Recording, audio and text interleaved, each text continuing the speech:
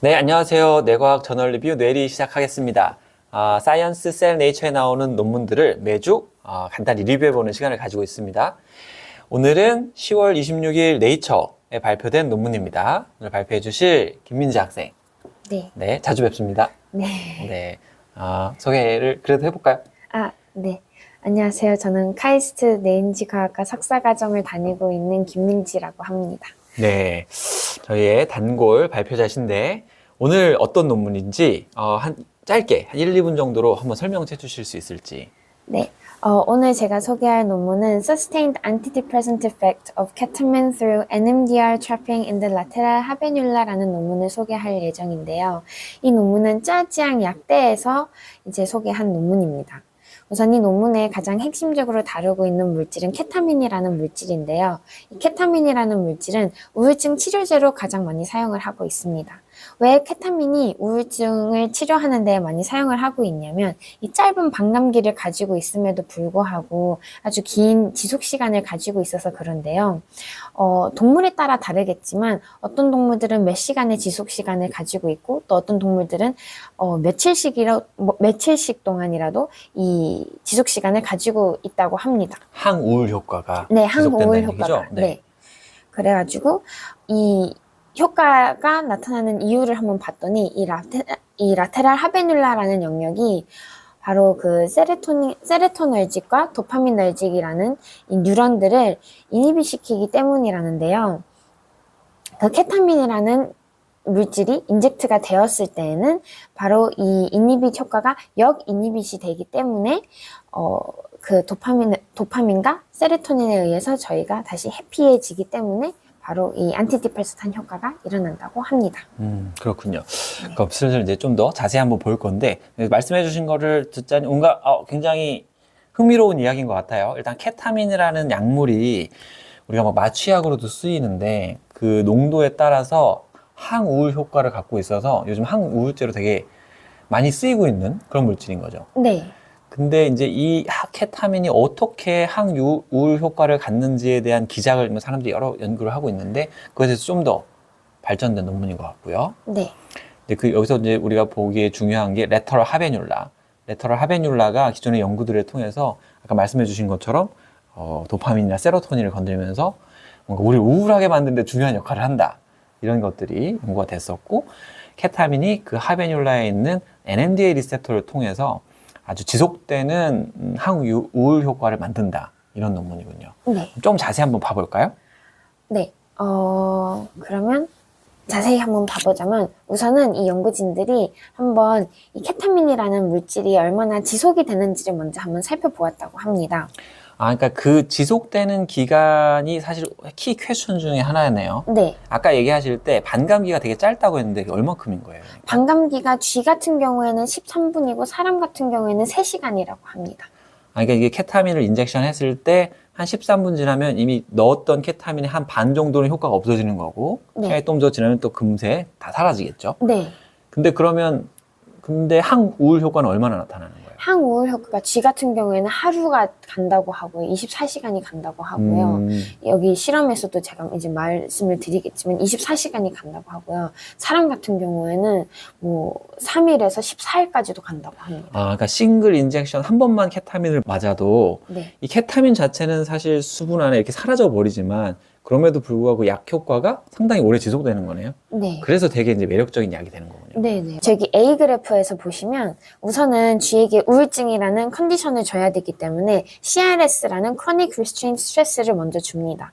그러고 나서 그러니까 쥐를 조그마한 공간에다 가둬놓고 네. 못 움직이게 만드는 거죠. 네, 이걸 맞습니다. 오랫동안 하면 애들이 막 스트레스를 받아요. 네, 맞습니다. 우울해지죠. 네. 그렇게 해가지고 이제 1시간 후, 24시간 후, 그리고 3일, 7일 동안에 이제 비헤이비어 테스트를 한번 시행을 해보는데요. 어떠한 비헤이비어 테스트를 했냐면 FST, Forced Swim Test와 SPT라고 Surcross Water 테스트를 합니다. 이 FST와 SPT에 대해서 간략하게 소개를 해보자면 FST, Forced Swim Test라고 해가지고 얘들이 수영을 얼만큼 하는지를 확인을 하는 겁니다. 그래서 인모빌리티를 확인을 하는데 얘들이 수영을 더 많이 하면 할수록 나 살고 싶어 해가지고 얘네들이 헤엄을 많이 치면 칠수록 살고자 하는 의지가 있는 것을 확인을 하는 것이고 헤엄을 덜 치면 덜 칠수록 별로 살고자 하는 의지가 없이 조금 우울하다라는 것을 확인을 하는 테스트라고 보시면 될 것 같습니다. 사실 이제 마우스가 수영을 잘하기 때문에 네. 물속에 넣어놓으면 가만히 수영을 안 해도 둥둥 뜹니다. 네. 그러니까 얘는 수영을 안 해도 죽지는 않는데 근데 이제 그 의지가 많은 애들은 막 벗어나려고 계속 움직이죠, 물속에서. 네. 근데 이제 우울해진 애들은 그 노력을 안 하는 거예요. 가만히 있게 돼서 이게 얼마나 움직이는지를 테스트하는 거고. 네. 그리고 SPT라고 Sucrose Water Test 같은 경우에는 단 것을 먹는 것인데 이제 우울한 애들 같은 경우에는 이제 별로 단 것을 찾지 않게 되는 그러한 테스트라고 보시면 돼요. 언헤도니아라고 하죠. 네, 이제 맞습니다. 기쁨을 느끼지 못하는 게 우울증의 맞아요. 큰 증상 중에 하나잖아요. 맞아요. 네. 그래서 이 두 가지 테스트가 사실은 이제 동물 마우스 모델에서 우울증을 테스트하는 되게 아주 유용한 모델인데 그걸 가지고 이제 검증을 한 거군요. 네, 케타민을 맞습니다. 주고 안 주고. 네, 맞습니다. 그래서 여기 보시면 잘 보이실지 모르겠는데 여기 별표들이 있습니다. 바로 significance를 나타내는 것인데 1시간이 지났을 때와 24시간이 지났을 때에는 이 FST와 SPT에서 significance라고 보입니다. 그러니까 이 그래프 자체는 케타민의 현재 농도를 측정한 거죠. 네, 시간이 지나면 네. 한 10분, 여기 1시간 정도 지나면 이미 케타민 자체는 거의 없다고 보여지는 건데. 네, 없어지는 농도가. 겁니다. 근데도 불구하고 안티디프레센트 효과는 24시간째에도 아주 유의미하게 나타나고 있다. 네, 그걸 먼저 맞습니다. 검증한 거네요. 네. 네. 그러나 3일이 지나고 7일이 지났을 때에는 없는 것을 확인을 하실 수 있습니다. 이 항우울 효과가 네, 없다. 항우울 효과가 사라지는 것을 확인을 할 수 있습니다. 네. 네. 희한하게도 오래 가네요. 그 이미 네. 없어졌는데. 네. 그리고 이제 또 확인을 했던 게 이 우울 증세를 주고 나서 이 버스팅 액티비티를 한번 확인을 해보는데 그 레터럴 하베눌라 여기서는. 네네. 그렇죠. 우리는 지금 이 연구자들은 레터럴 하베눌라가 이 케타민의 효과를 전달하는데 중요할 거야 라고 네. 이제 전제를 하고 있는 거죠. 네, 레테럴 하베눌라에 있는 버스팅 액티비티를 또한 확인하게 됩니다. 여기에도 혹시나 이 변화가 있을지를 확인을 하게 되는데 그러니까 아마 이제 기존의 연구들에서 이 동물들이 우울증 모델이 되고 나면 우울해지고 나면 이 하베눌라의 뉴럴 액티비티가 증가하더라. 애들이 뭐 더 활성화돼 있어. 근데 거기에 심지어 그 과정 속에서 벌스트 파이어링은 더 많이 나타나더라. 이런 연구들이 있었을 거예요. 네, 맞아요. 네, 그래서 뉴럴 액티비티가 3가지가 있는 것을 확인을 하게 됩니다. 근데 그 중에서 버스팅 액티비티가 가장 많은 것으로 확인을 하게 됐는데요. 1시간이 지났을 때, 24시간이 지났을 때에는 이 가장 많은 버스팅 액티비티가 줄어드는 것을 확인을 할 수 있었다고 합니다. 그래서 그러니까 이제 비교는 케타민을 넣었을 때와 안 넣었을 때인 거네요. 네, 세일린 맞습니다. 그룹과 케타민. 이제 어떤 뉴런으로이 액티비티 패턴을 보일 때 뭐 조용할 때도 있고, 이제 어떤 이제 지금 여기서 패치 클램프 레코딩을 하는 거죠. 브레인 슬라이스를 만들어 놓고. 일렉트로피지올로지 네. 레코딩을 하게 우리가 됩니다. 그것부터 설명을 했었어야 될 것 같아요. 네, 맞습니다. 그리고 이제 뇌를 잘라서 슬라이스를 만들어 놓고 레코딩을 하고 있는데, 네. 이 상태를 조절함으로써 여러 가지 액티비티 패턴을 볼 수 있는데, 어떨 때는 이제 조용하고, 어떨 때는 이런 토닉 액티비티가 나타나고, 어떨 때는 버스트 파이어링이 나타나고. 네. 근데 그 버스트 파이어링의 개념이 결국은 이 셀이 굉장히 흥분해서 액티비티가 많이 나타나는 건데, 그게 케타민을 넣고 났더니 40에서 13으로 네. 굉장히 많이 줄었어요. 네, 맞습니다. 여기는 1시간째고 24시간째도 마찬가지네요. 네, 그 양상이 그대로 유지가 되는 것을 볼 수가 있는데 3시간이 지났을 때에는 버스팅 레이시, 그게 버스팅 액티비티가 줄어드는 게 보이지 않았다고 합니다. 다시 돌아오는군요. 그러면. 네. 그래서 케타민의 효과가 지속이 되지 못했다. 3시간까지는 하는 것을 알 수 있었다고 합니다. 그럼 뉴럴 액티비티 측면에서는 적어도 이제 하루까지는 네. 이 케타민은 그러니까 뭔가 사라지고 나서도 농도가 떨어지고 나서도 이 하베뉴러 뉴런의 버스트 액티비티를 줄이고 막고 있는 효과를 여전히 갖고 있는 거군요. 네. 네. 그리고 이제 우리가 이러한 버스팅 액티비티를 인비트로에서 확인을 했는데 이거를 인비보에서도 확인을 하고 싶어가지고 살아있는 머리에서도 네, 그렇죠. 저 앞에서는 사실 이렇게 뇌를 잘라서 측정한 거니까 이게 진짜인지 아닌지 모르는데 네, 살아있는 맞습니다. 브레인에서 네, 살아있는 브레인에서도 확인을 하고 싶어서 이번에는 일렉트로드를 임플란트 시켜서 한번 확인을 해봅니다. 그 결과 봤더니 5분이 지나고 난 직후에도 바로 그 케타민을 인젝트를 했을 때 이 액티비티, 벌스팅 액티비티가 줄어드는 것을 확인을 할 수 있었다고 합니다. 그리고 또한 그게 24시간까지 유지가 되었다라는 것을 확인을 할 수 있었다고 합니다. 그렇군요. 사실 1시간까지 이 액티비티가 줄어드는 거는 상당히 이해가 가는 게 이 케타민이 마취제로 많이 쓰입니다. 그래서 케타민을 가지고 동물을 마취하고 실험을 많이 하게 되는데 그냥 뉴럴 액티비티가 전체적으로 줄어드는 건 당연하죠. 네. 근데 이제 24시간째에도 특히 1시간째에도 이제 케타민의 농도는 많이 떨어져 있을 테고 24시간째는 거의 없을 텐데 상관이 없을 텐데도 불구하고 이런 버스트 파이어링의 액티비티가 줄어드는 게 여전히 관찰되는 거네요. 네. 마치 이제 비헤이비어에서 관찰되는 것과 비슷하게. 네. 네. 그래서 어떻게 했죠? 그래서 이제 이걸로 통해서 우리가 알 수 있는 게 케타민을 인젝트를 하면 라테랄 하베뉴라에 있는 벌스팅 액티비티가 줄어든다, 감소한다라는 것을 저희가 알 수 있었다고 합니다. 그럼 이 버스트 파이어링이 왜 줄어드는지 알아야겠네요. 네, 케타민이 맞습니다. 어떻게 이 하베뉴라 뉴런의 역할을 하는지. 네. 그래서 무엇이 지금 여기에 관여를 하고 있는 건가, 무엇에 의해서 이게 이렇게 줄어들고 있는 건가를 하고 봤더니 바로 이제 우리가 여기서 볼 건 게 NMDR 리셉터에 의해서 지금 이게 관여를 되는 거다 하고 이 연구진들이 밝혀냈다고 합니다. NMDA 리셉터. 네. NMDA 리셉터는 이제 대표적인 글루타메터직 리셉터 중에 하나죠. 네, 맞습니다. 글루타메이트가 이제 흥분성 시냅틱 트랜스미터예요. 네. 그래서 뇌에서 쓰는 제일 많이 쓰는 뉴로 트랜스미터 중에 하나가 글루타메이트와 가바가 있고 글루타메이트가 릴리즈가 되면 이 글루타메이트가 포스트시냅틱 뉴런의 암파 리셉터 혹은 NMD 리셉터에 바인딩해서 네. 이 아이온 채널을 열고 네. 이게 이제 셀의 흥분을 유도하죠. 네, 셀 맞습니다. 파이어링을 시키는. 네, 근데 그 맞습니다. 중에서도 NMD 리셉터가 중요하다. 네. 이런 연구 결과네요. 네, 맞습니다. 우선 이 실험을 어떻게 진행을 했냐면 먼저 동물에게 이제 Chronic Stress Restraint CRS를 해가지고 우울증을 준 뒤에 데이 16일일 때 이제 살린 또는 케타민을 인젝트를 합니다. 그러고 나서 그룹 하나는 이제 데이 1 때 잡아가지고 브레인 슬라이스를 해주고 그리고 원 아워에 네, 1 hour 때 네. 이렇게 브레인 슬라이스를 해주고 그리고 그룹 2는 이제 하루가 지나고 났을 때 이제 브레인 슬라이스를 해줘가지고 그 다음에 엘렉트로드 레코딩을 해줍니다. 네, 동물 모델에서 약물을 넣고 네. 1시간 혹은 하루 후에 네, 그 레터럴 하베뉴라가 있는 브레인 영역을 잘라서 네. 실험에 준비를 해놓고 레코딩을 했습니다. 네. 그리고 여기 오른쪽에 보니까 그 레터럴 하베뉴라로 들어오는 인풋, 아마도 근데 글루타메터직 인풋이겠죠? 네, 얘를 전기 자극하면서 하베뉴라의 리스판스를 체크하고 있는 거예요. 네, 맞습니다. 하베뉴라가 얼마나 잘 반응하는지. 네, 맞습니다. 그래가지고 여기 밑에 부분을 보시면 여기는 이제 암파 리셉터의 리액션을 보신다고 생각을 하시면 될 것 같고요. 이 위에를 보시면 이 위에는 이제 NMDR의 리셉터의 이 반응이라고 보시면 될 것 같은데요. 그렇죠. 그래서 이제 네.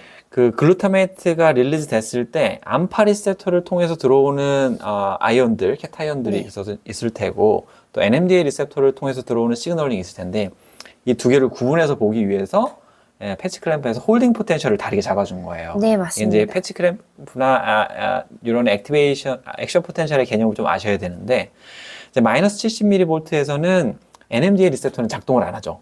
네, 맞아요. 그래서 이게 NMDA 리셉터는 마그네슘이 중간에 껴 있어가지고 네, 맞습니다. 얘가 한번 워킹을 하려면 셀이 한번 확 액티베이션을 했어야 돼요. 네, 그렇기 때문에 마이너스 70인 상태에서 인풋이 딱 들어올 때 나오는 시그널은 암파 리셉터를 통해 들어오는 인풋이다. 네. 이렇게 우리가 전제를 하고 해석을 하는 거예요. 네, 반대로 40mV로 셀을 확 포지티브하게 바꿔놓으면 일단은 NMD 리셉터는 이제 다시 일을 할 수 있는 상태가 되는 거죠. 네, 그 마그네슘이 빠져나가기 그렇죠. 때문에. 마그네슘이 네. 나가니까 이 NMDA 리셉터를 통해서 들어오는 커런트를 잴 수가 있어요. 네, 근데 이때 암파 리셉터는 불활성화됩니다. 네, 네, 이게 0mV쯤에서 이미 암파 리셉터는 열렸다가 닫혀버려요. 자동적으로. 아직 그 포지티브한 상태지만 네, 불활성화가 금세 되고서는 얘가 다시 활동을 해서 열리려면 이게 다시 마이너스로 내려가줘야 됩니다. 네, 그러니까 저렇게 홀딩 해놓으면 이때는 암파 시그널은 잡을 수가 없다. 그래서 이제 설명해 주신 것처럼 이 밑으로 내려가는 시그널은 암파 리셉터를 통한 시그널링, 커런트, 위로 올라가는 거는 NMDA 리셉터를 통한 시그널링이라고 해석을 하면 되는 거죠. 네, 맞습니다. 그랬더니 어떤 결과가 나온 거예요? 그래서 이 레이쇼를 비교를 하면 1시간이 지났을 때 케타민을 인젝션을 한 거 보면 레이쇼가 케타민이 훨씬 더 살린에 비해서 줄어드는 것을 확인을 할 수 있었고요. 이 양상이 24시간이 지났을 때에도 계속 유지가 된다라는 것을 볼 수가 있었습니다. 그러니까 NMDA 레이쇼가 줄어들었다는 건 암파 시그널은 차이가 없는데 네, 별로 차이가 없었는데 케타민을 넣어도 네, NMDA 시그널은 굉장히 많이 줄어들었다, 네, 상대적으로. 맞습니다. 그러니까 아마도 이 케타민에 의한 효과는 NMDA 리셉터를 통한 시그널링에 의한 것이다. 네, 이런 결론을 내는 거군요. 네, 네, 맞습니다. 알겠습니다. 그러면 그럼 NMDA 리셉터에서 도대체 무슨 역할을 하는데 NMDA 리셉터에 바인딩 하더라도 이제 잠깐 바인딩하고 사실 금방 사라지는 건 아닌지, 왜 이렇게 시간이 오래 지속되는지. 그 이유는 바로 이제 그 다음 실험에서 제가 설명을 드릴 텐데요. 이 NMDR이 계속 쭉 유지되는 이유가 CSF에 잔류하고 있는 케타민 때문에 그런 것인지에 대한 연구진들이 의구심이 들어서 이 CSF에 남아있는 케타민을 뇌로부터 완전히 한번 제거를 하기 위해서 워시아웃을 한번 진행을 해주게 됩니다. 그러기 위해선 비교군으로 메마틴을 한번 이용을 하게 되는데요. 이 메마틴이라는 것은 NMDR 이니비터로 이 포어에 메마틴이 그대로 또 이 블러킹을 해주게 하는 또한 그러한 물질입니다. 그러니까 메만틴도 그 NMD 리셉터 블라커예요. 안타고니스트로 작용을 하죠. 맞습니다. 근데 이제 일시적으로 딱 작용을 하고 이거는 요 결과를 보니까 워시아웃을 해줬더니 다시 이제 케타민이나 메만틴이 없는 깨끗한 물로 이렇게 싹 씻어줬더니 그 효과가 사라지고 있네요, 여기 이렇게. 네, 맞습니다. 하지만 케타민 같은 경우에는 워시아웃을 해줘도 계속 이 NMDR EPSC 같은 경우에는 계속 낮게 유지되는 것을 볼 수가 있었습니다. 그러니까 뭔가 이 CSF에 남아있는 케타민의 무언가 때문에 그런 게 아니다. 네, 그래서 이 케타민에 잔류되는 것에 의해서 이 지속성이 계속, 이 효과가 계속 지속되는 것이 아니라 아무래도 이 케타민은 이 포 안에 계속 남아있는 이걸로 인해서 이 지속되는 효과가 유지되었을 것이다 라는 것을 이 실험을 통해서 알 수 있었다고 합니다. 그러니까 주장하는 바는 케타민이 NMD 리셉터에 바인딩을 해가지고 네. 그 안에 이제 트랩되어 있는 상태로 유지를 하고 있다는 얘기군요. 네, 이게 씻어내지도 않고 그냥 계속 트랩이 되어 있는 것입니다. 그래서 NMD 리셉터를 계속 묶어놓고 있는 거예요. 네, 맞습니다. 네. 그리고 또한 알 수 있었던 것은 이 케타민이 인젝트가 되었을 때 그 EPSC가 더 급격하게 이 케타민이 더 영향을 미쳤을 경우에는 회복이 더 persistency가 더 오랫동안 유지가 되는 것 또한 알 수 있었다고 합니다. 강한 농도로 네. 이니비션을 하면 그 네. 효과도 오래 가더라. 네, 맞습니다. 네. 그래서 이게 쉽게 케타민은 이 트랩이 한번 되면 이 릴리스가 되지 않는다라는 것을 이 실험을 통해서 알 수 있었다고 합니다. 그러면 어떻게 해야 이 트랩이 된 것을 빠져나오게 할 수 있을까 하고 봤더니 기존에 있던 뉴런들을 한번 디폴러라이즈 시키게 해봅니다. 그래서 원래 우리의 액션 포텐셜을 이루기 위해서는 기존의 액션 포텐셜의 농도가 액션 포텐셜의 이 레벨이 마이너스 55에서 까마귀가 울고 있네. 계속 하십시오. 마이너스 55에서 50이잖아요. 네. 근데 그것을 훨씬 뛰어넘는 플러스 10mV를 한번 이렇게 가하게 됩니다. 그러니까 기존에 이제 알려졌던 것들 중에 하나가 이게 뭔가 리셉터들, 특히 NMD 리셉터 같은 게 뭔가 다른 물질에서 트랩돼 있을 때 네. 확 액티베이션 시켜가지고 채널을 오픈 한번 해주면 네. 그 트랩됐던 것들이 빠진다. 네네, 이런 것들이 맞습니다. 이제 연구가 있었기 때문에 네. 야 이게 만약에 케타민이 여기 껴가지고 잘 안 빠지고 있으니까 그런 거면 우리 액티베이션 시켜가지고 한번 빼보자. 네, 이렇게 맞습니다. 실험한 거죠. 네, 그래서 한번 얘네들을 이렇게 더 세게 한번 가해줬더니 자극을 줬더니 얘네들이 오픈이 됩니다. 그랬더니 케타민이 릴리스가 되면서 이 계속 밑에 이 EPSC가 이렇게 낮게 이렇게 지속이 되던 케타민이 이렇게 빠져나오면서 EPSC가 올라가면서 케타민의 효과가 줄어드는 것을 확인을 할 수 있었다고 합니다. NMDA 리셉터를 통한 커런트가 네. 케타민을 주면 딱 이렇게 막혀서 계속 커런트가 안 나오다가 네. 막혀 있는 상태에 있다가 네. 요 파란 부분에서 액티베이션을 인위적으로 더 강해주고 나면 네. 그 케타민이 빠지면서 커런트가 다시 살아나는 네, 그래서 맞습니다. 케타민 효과가 없어지는 네. 이렇게 되는 거군요. 그래서 이것을 킥오프라고 여기서는 표현을 했습니다. 케타민을 킥오프 해버리는. 네, 맞습니다. 알겠습니다. 그렇게 해서 이제 케타민을 언트랩을 시켰다라고 했습니다. 자, 이제 이거를 인비보로 확인을 해보고 싶어서 라테랄 하베뉼라로 프로젝션을 하고 있는 라테랄 하이포살라무스를 이제 옵토제네틱으로 스티뮬레이션을 해주기 위해서 우리가 흔히 알고 있는 채널 로도신 대신에 크림슨 RTD 토마토를 이제 인젝트를 해줍니다. 그러니까 앞에서 케타민의 효과가 이 레터럴 하베뉼라 뉴런들을 익사이테이션 시켜주면, 액티베이션 시켜주면, 흥분시켜주면 케타민의 효과가 케타민이 빠져나가면서 사라진다. 네. 이걸 인비보로 테스트 해보고 싶었던 네, 거고. 맞습니다. 그러려면 하베뉼라 뉴런들에 대해 액티베이션을 줘야 되니까 네. 글로 들어오는 인풋 중에 하나가 이제 레터럴 하이퍼살라무스에서 흥분성 인풋이 들어오는 거예요. 글루타메털지. 네. 그래서 그걸 옵토제네틱 자극을 주면서 하베뉼라에서 실험을 했군요. 네. 네. 그래서 우리가 크림슬알은 약간 레드시프티드 옵션이어가지고 네. 채널 옵션은 보통 블루 라이스 액티베이션이 되면 크림슬알은 이제 빨간 네. 빛에서 액티베이션 되는 차이가 있어요. 네. 그러고 나서 여기서 보시면 이제 TD 토마토를 통해서 서로가 연결되어 있다는 것을 확인을 할 수 있고, 그리고 옵토제네틱스로 이제 스티뮬레이션을 했더니 바로 조금 불쾌감을 느껴주는 그런 assertive한 그러한 비헤이비어가 나타났다고 합니다.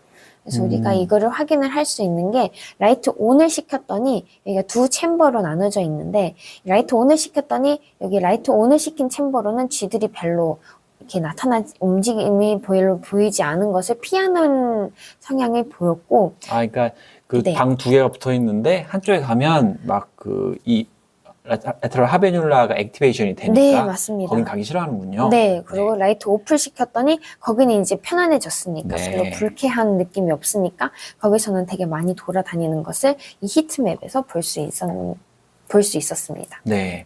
그렇게 해놓고 이번에는 이제 케타민을 주면서 뭔가 실험을 했어요. 네. 이 그래프를 제가 보니까 이제 케타민을 주고 나서 시간이 이렇게 지나갈 때 나오는 케타민의 농도가 이렇게 변한다는 거 우리가 이제 앞서 봤으니까요. 네. 근데 이 양쪽을 비교를 해보면 빗자국을 주는 시점이 다르네요. 네, 케타민의 농도가 줄어들고 나서 이제 F 같은 경우에는 케타민의 농도가 줄어들고 나서 이제 빗자국을 줬고요. J 같은 경우에는 케타민을 인젝션을 하자마자 그 빗자국을 주는 것으로 볼 수 있겠습니다.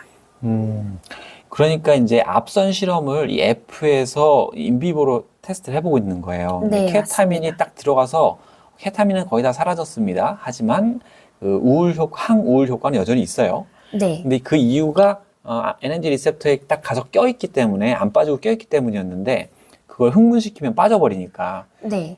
이 1시간째에 인풋을 줘서 이 하베뉼라 뉴런들을 액티베이션 시키면 여기서 보이시는 것처럼 케타민이 붙어있던 게 떨어져 버리는 거죠, 이렇게. 네, 맞습니다. 앞에서 나와 있던 설명과 같은 방식으로 네. 빗자국을 주면 얘네들의 포어가 열리면서 언바인딩한 현상이 일어나는 것이죠. 그랬더니 원래는 여기 이제 24시간째의 데이터일 텐데 이쪽이 네. 케타민을 처리하면 원래 24시간째에도 항우울 효과가 지속이 돼야 되는데 네. 1시간째 그 인풋을 자극을 해주면 그 항우울 효과가 사라지는 거예요. 네. 그러니까 이거 케타민 약 먹고 다시 우울해지면 안 되겠군요. 네. 그런 뭔가 메시지가 있는 것 같고요. 네, 그렇습니다. 여기서는 근데 약간 다르네요. 여기서는 이제 원래 케타민이 키로당 10 마이크로몰을 인젝트를 해주는데 효과가 있으려면. 예, 효과가 있으려면 그렇게 네. 해야 되는데 여기서는 그거보다 더 적은 용액을 이제 인젝트를 해줍니다. 원래는 이제 효과가 뚜렷이 나타나지 않는 네. 그런 정도의 농도를 줬는데 네. 근데 스티뮬레이션을 그 케타민을 줄 때 딱 줬어요. 네. 같이. 그랬더니 원래 양보다 적게 줬으면 이 지속 시간도 더 적어야 되는데 스티뮬레이션을 줬더니 이전하고 똑같이 24시간 동안의 그 효과가 지속이 되는 것을 발견을 할 수 있었습니다. 그리고 여기 모식도를 보면 딱 이 케타민을 먹을 때 이 하베뉼라 같이 액티베이션 하고 있으면 이 케타민이 오히려 더 깊이 트랩되는 네. 그래놓고는 안 빠지니까 24시간째에도 항우울 효과가 오히려 더 잘 지속되는 네, 맞습니다. 이런 결과가 나네요. 네, 맞습니다. 그럼 뭔가 임플리케이션이 있을 것 같은 게 결국은 이제 케타민으로 항우울 효과를 갖고 싶을 때는 뭔가 스트레스가 막 들어오거나 네, 우울을 일으키는 자극이 들어올 때 바로 케타민을 같이 먹으면 뭔가 케타민 효과가 오히려 더 좋게 네, 더 오래가게 네, 날 수 맞습니다. 있고 네, 반대로 이미 이제 케타민이 들어간 상태에서 이런 종류의 자극이 오면 그 케타민 효과가 더 빨리 사라지는 네, 이런 결과를 기대할 수 있겠네요. 네, 맞습니다. 그렇군요. 그렇습니다. 오늘 여기까지인가요? 네, 맞습니다. 네, 재밌는 논문이었던 것 같아요. 케타민의 항우울 효과가 있다는 것이 사실 우리 우울한 사람들 많지 않습니까? 네. 저희도 살다 보면 늘 많이 우울해지기도 하고, 근데 이제 이걸 치료하기 위한 약 중에 대표적인 약 중에 하나가 케타민인데 이 케타민이 어떻게 이런 효과를 내는지에 대한 그 메커니즘을 설명하는 논문이었습니다. 다만 이제 이 효과가 이런 효과가 있다라는 것을 이 연구자들이 밝히긴 했지만 이게 다는 아닌 거예요. 네, 다른 연구들에 의하면 이 레터럴 하베뉴라와 상관없이도 레터럴 하베뉴라가 완전히 불활성화된 상태에서도 케타민의 항우울 효과가 여전히 나오긴 한다고 합니다. 그러니까 이제 이게 일부의 어떤 메커니즘이지만 이게 모든 걸 설명하지 않는다. 이걸 유념하는 것도 중요할 것 같습니다. 네. 네, 오늘 재밌는 발표 감사드리고요. 오늘은 그럼 여기까지 해서 마치도록 할게요. 네. 네, 감사합니다.